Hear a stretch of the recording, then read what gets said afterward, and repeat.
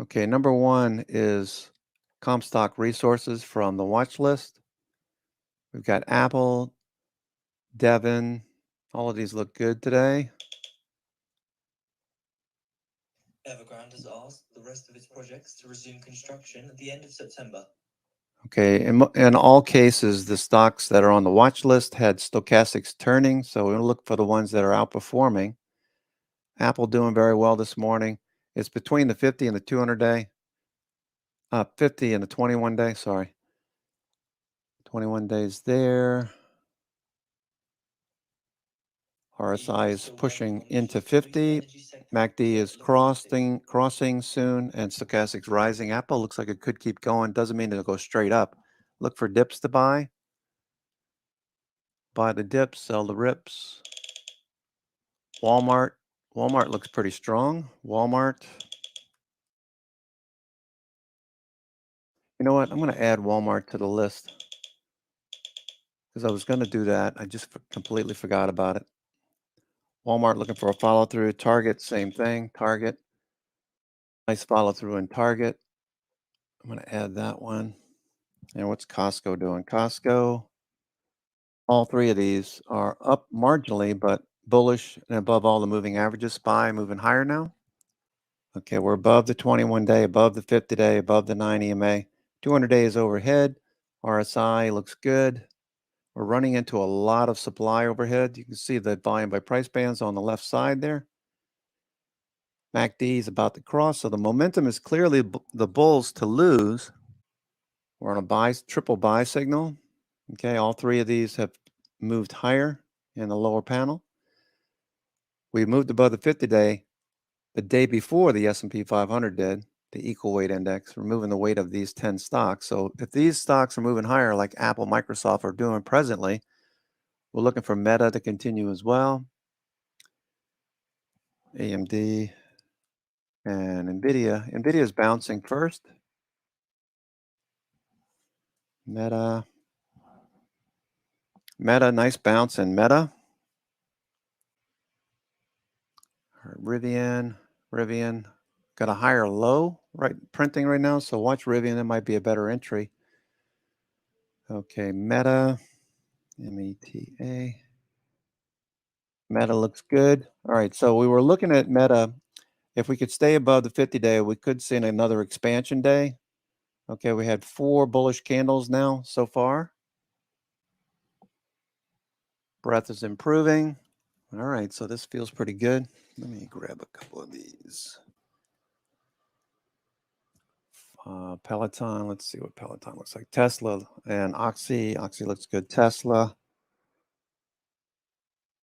Okay, starting to look more like a flat doji day or a flat VWAP day. Right now, SPY's at the highs. We're up 1%. These 1% moves intraday, we could easily give back 1% and then rally back up to 1%. The way volatility has been. We're currently, VIX is at 23 and change, 23.30. We pull back a bit. VIX. So we had a nice run this morning. Don't let this opportunity pass you by. Maybe you want to take a little bit of risk off the table. Bank of America. I'm looking at Bank of America. I have some shares of Bank of America. Would actually like to add to Bank of America. I'm thinking that this is going to rally some more into earnings. Earnings are, I believe, on the 14th of October. 14th of October, I believe, is when Bank of America reports. Can somebody check that real quick? Okay, we got 4140 is a fairly large supply over here. We got about 1,000 contracts between this level up to 4140. But price action is very strong at this point. All right, Costco's breaking higher. Costco. CrowdStrike pulling back a bit. All right, so the markets are just waiting for direction from the indices right now. A little bit of profit taking. We could consider the SPY a bit overbought at the moment, just given where options reside. In 5 minutes' time now, at the bottom of the hour, the US is due to sell $41 billion in 3-year notes. prior bid to cover, prior high yield, free spot 202%, with the prior bid to cover ratio of 2 to 50. He was also due to sell $42 billion in 6-month bills, a prior bid to cover of 3 to 14, with the prior high yield of free spot 32%. All right, SPY back down below VWAP. All right, so this is SPHD. SPY looks good. All right, so the momentum is keeping us going, keeping a tailwind in place. So that looks good. 411.23. Just note that VWAP is flat. Okay, VWAP is flat. So it's telling me I'm not looking for a big move here, just looking for a move back to the highs. And a potential move back to the lows is also equally possible when you get a flat VWAP like this. You get no momentum. It's a doji day, spinning top, small range day. 410 is a major level, so is 4100 on the S&P. So we didn't expect a whole lot today, but we are waiting for a clear directional signal, as we talked about in the weekend email. Yeah, I would think so. I would think the bears are afraid of the inflation number too, because gasoline alone.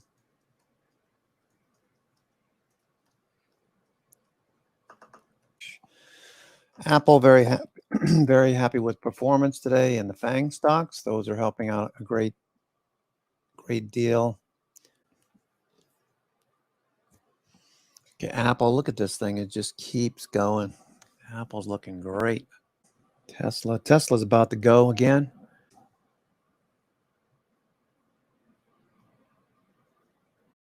Which closed just below the 50-day, and then bam, we gap up.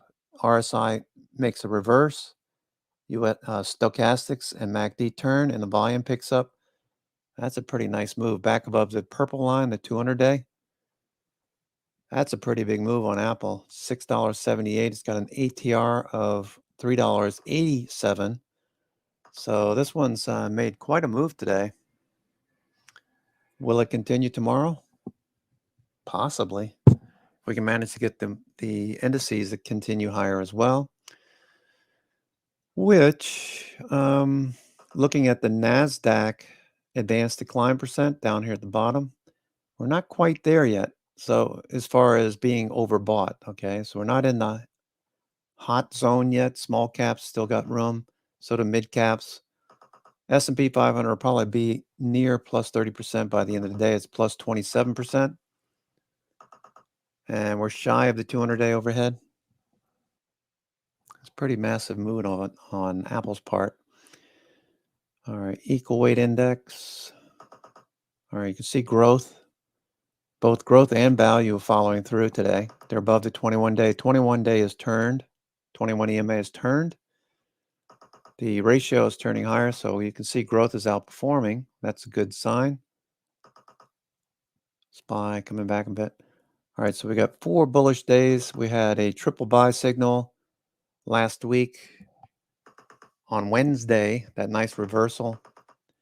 We closed right at the 50-day on Wednesday. Thursday, we popped above, signaling S&P would probably do the same. S&P closed on Friday, a day after S&P equal weight did. US EIA forecast new well oil production per rig at 1,735 barrels per day for back-end. That's versus 1,732 barrels per day a month ago. 1,078 barrels per day for Permian, and 1,654 barrels per day for Eagle Ford as well.